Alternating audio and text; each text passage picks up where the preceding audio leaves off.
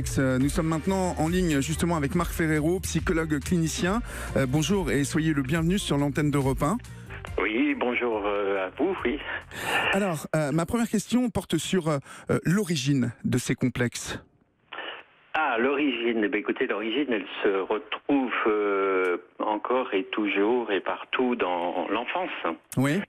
C'est-à-dire que ce sont des représentations et des souvenirs que nous avons construits dans l'enfance à partir des relations infantiles, interpersonnelles, c'est-à-dire avec grosso modo, avec son père ou sa mère ou ses frères et sœurs ou l'environnement immédiat. L'enfance étant la période de la vie où on est aussi le plus fragile, le moment où on a plus de mal à se défendre, à assimiler, qu'on est comme ça. Oui, la vie, si vous voulez, la vie n'échappe à personne que quand l'enfant naît et au fil des premières années, on lui a pas fourni le mode d'emploi qui va avec sa vie autour de ses parents et des autres personnes de son entourage. Donc voilà, bien sûr, c'est là où on est le plus fragile, c'est là où les psychologues ont l'habitude de dire que l'enfant est une éponge, vous savez. Voilà, c'est là où on apprend le plus facilement les langues vivantes, c'est là où on apprend le plus facilement un certain nombre de connaissances, mais c'est là aussi où on capte tout ce qui nous est dit. Le complexe, en fait, Marc Ferrero, il est toujours un complexe d'infériorité, un manque d'estime de soi-même ? Ah non. Vous n'avez pas jamais rencontré des gens qui ont un complexe de supériorité, par exemple. Mais si je vous pose la question, c'est pour que vous nous expliquiez, justement. Voilà, tout à fait. Non, on a à la fois des complexes qui nous mettent en difficulté par rapport à l'estime de soi, mais le complexe de supériorité, ça met aussi en difficulté, mais pour d'autres raisons. C'est parce qu'on se croit le plus fort, le plus beau, le plus puissant. Et ça peut créer des problèmes, on est d'accord. Lorsque les complexes naissent pendant l'enfance, est-ce qu'il est plus difficile de s'en défaire que lorsqu'ils apparaissent, par exemple, à 20 ans, à 30 ans ?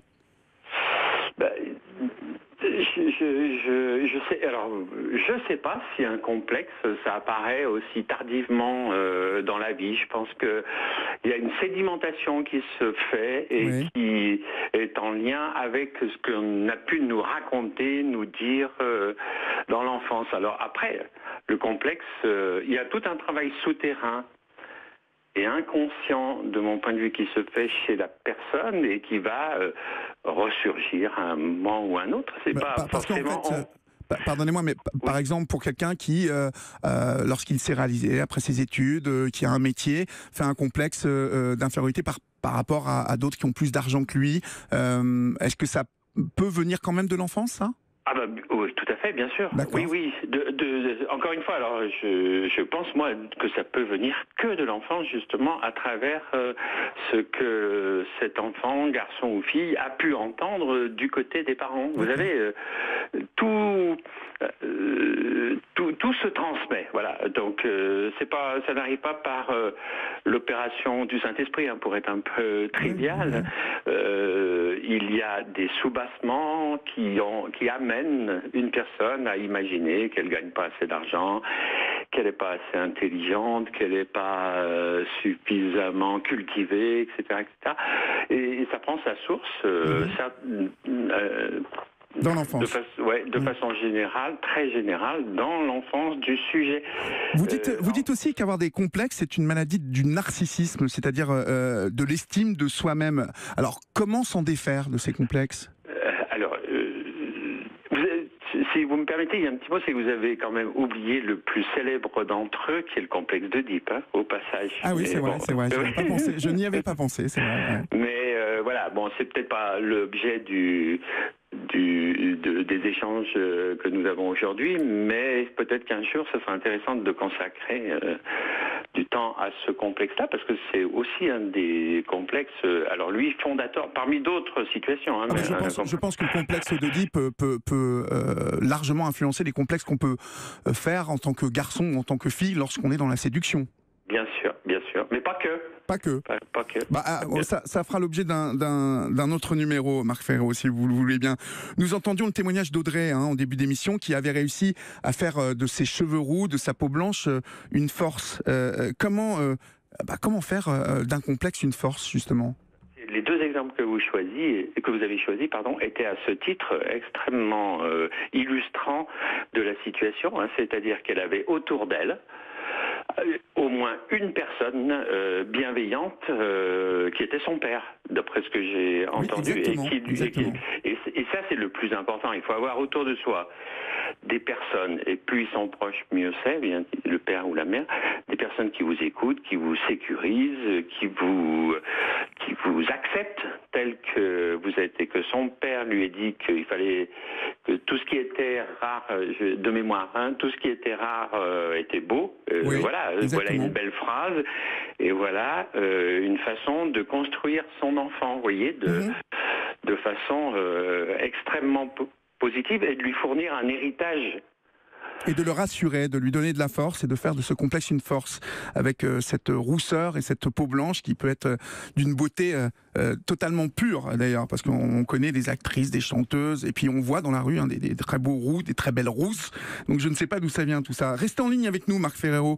Je rappelle que vous êtes psychologue clinicien. Dans quelques instants, vous allez pouvoir échanger avec Martine, hein, qu'on a entendu en deuxième partie de cette émission, et qui est toujours avec nous au 39 21. Europe 1. Vos complexes régissent votre vie, ou les avez-vous peut-être acceptés? Venez nous raconter votre histoire. 39 21, 50 centimes la minute, et écrivez-nous via le groupe de l'émission sur la page Facebook d'Europe 1. Olivier Delacroix sur Europe 1.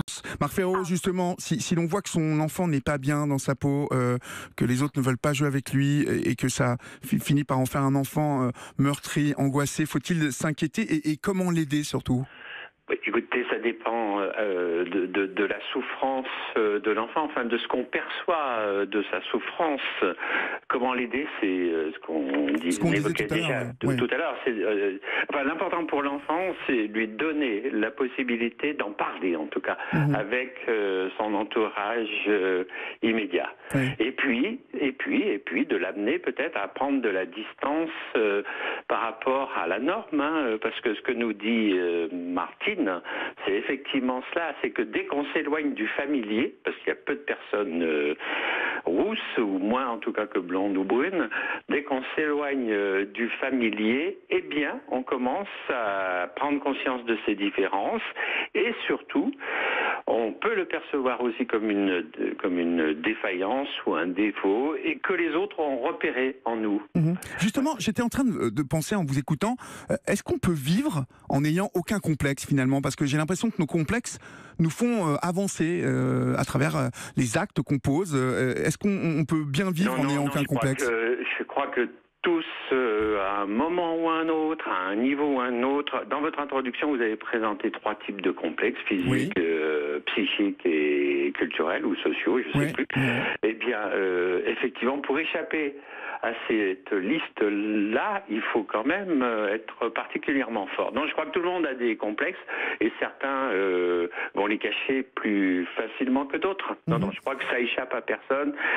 Si on faisait la liste, on trouverait sur le plan physique, tout peut être l'objet d'un complexe, que ce soit un petit ventre, que ce soit la couleur des yeux, la cellulite, la taille trop petite ou trop grande, je ne sais pas, la poitrine menue ou trop généreuse, comme évoquait Martine tout à l'heure, la calvitie pour les hommes, la tonsure, les poignées d'amour, que sais-je encore, et puis après l'argent, effectivement, pas gagner assez d'argent, pas avoir une maison assez grande, vous savez, ou pas de maison du tout.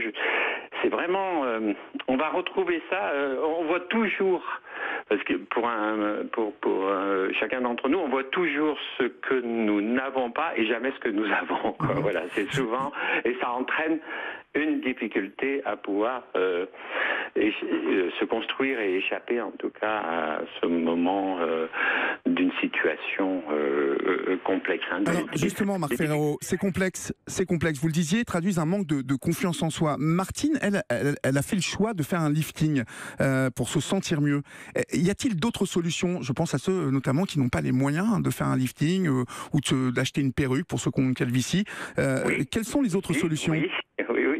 Alors, c'est important qu'elle puisse le dire parce que effectivement, la chirurgie esthétique, c'est important de pouvoir bénéficier quand même des progrès du 21e siècle ou de la fin du 20e si c'était plus tôt. Voilà, et c'est important de dire qu'il n'y a à mon sens, aucun problème pour un lifting, dès lors que c'est pas une quête sans fin de la perfection, comme on a pu le voir, vous savez, chez certaines personnes à la télévision ou ailleurs, quoi. Voilà. Donc, et pour répondre à votre question, bien sûr qu'il y a d'autres façon de faire. On va continuer à en parler dans la 5e partie de cette émission, Marc Ferrero. Merci Martine pour votre appel et votre témoignage. Et puis nous allons accueillir justement dans quelques instants quelqu'un qui a fait de son complexe une force. Il s'appelle Hervé Charles et il mesure 1m58. Et Sabine témoigne sur Facebook, sur le groupe de l'émission. Sabine nous dit: la société ne nous aide pas à vaincre nos complexes. Pour ma part, mes complexes me bouffent la vie. Europe 1. Ces complexes donc qui régissent notre quotidien. Des petits défauts qu'on essaye tant bien que mal à dissimuler. Vous en parlez cet après-midi au 39-21 avec Olivier Delacroix. 15h, 16h, partageons nos expériences de vie avec Olivier Delacroix sur Europe 1.